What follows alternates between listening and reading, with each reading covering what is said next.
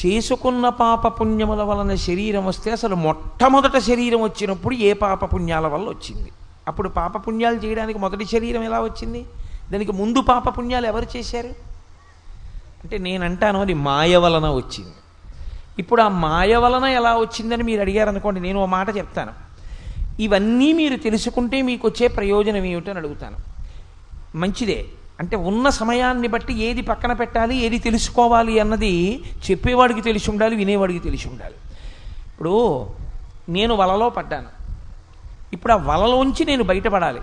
నేను వలలో ఎన్ని గంటలకు పడ్డాను, ఎప్పుడు పడ్డాను, ఎలా పడ్డాను, ఇది ఆలోచించడం ప్రధానమా, వలలోంచి నేను ఎలా బయటపడతానని ఆలోచించడం ప్రధానమా? మీకు రెండో ఉదాహరణ చెప్తాను. నేను ఎన్నడూ చూడలేదు, మా పెద్దనాన్నగారు అమ్మాయి హైదరాబాదులో ఉంది.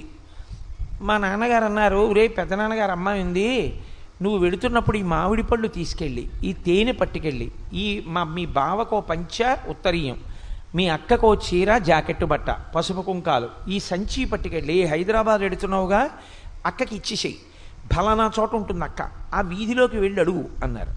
నేనేం చేశానంటే ఆ వీధిలోకి వెళ్ళి వెతుక్కుంటుంటే ఒక ఇంట్లో వాళ్ళు బయటకు వచ్చి, చాగంటి కోటేశ్వరరావు మీరే కదండి, టీవీలో కనపడుతూ ఉంటారు కదా అన్నారు. అవును నేనేనమ్మా. ఏమిటి ఇలా తిరుగుతున్నారు అన్నారు. ఏం లేదమ్మా, ఇక్కడ సుందరి అన్న పేరుతో మా అక్క ఒక ఆవిడ ఉండాలి, మా నాన్నగారు ఆవిడికి అందజేయమన్నారమ్మా, అందుకని వచ్చాను, ఆవిడ ఎక్కడ ఉంటారో అని వెతుకుతున్నాను, ఈ సందులోనే ఎక్కడో ఉంటారన్నారు.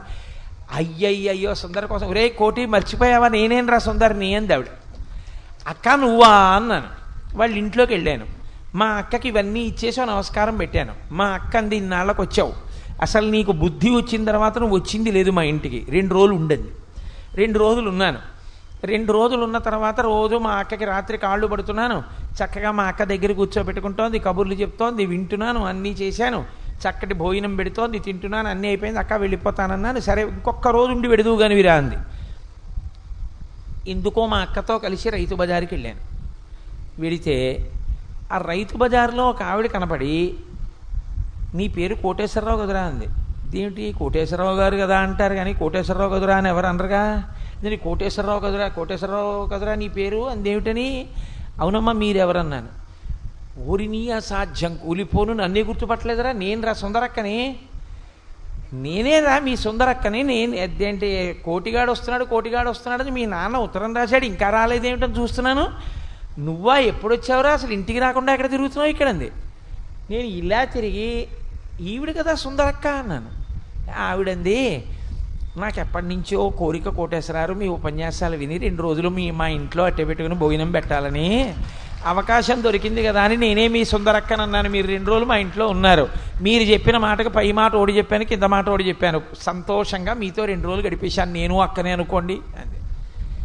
ఇప్పుడు మీరు నాతో ఒకటి చెప్పండి, నేను మా అక్కే అనుకుని గడిపినటువంటి మధుర క్షణాలన్నీ నిజాలా అబద్ధాలా?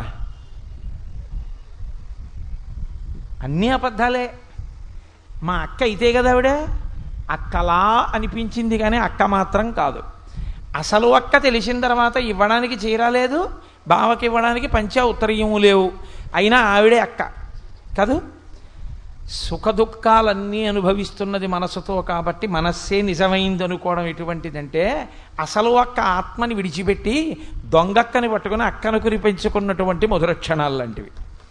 ఇందులోంచి బయటికి వచ్చి నిజమైన అక్క తెలిసిందని సంతోషపడాలి తప్ప ఆ అక్క వల్ల సుఖాలు పోయాయని బాధపడకూడదు.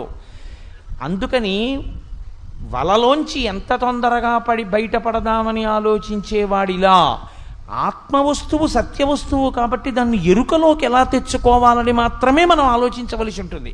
అందుకే అది ఆది ఉన్నది ఏది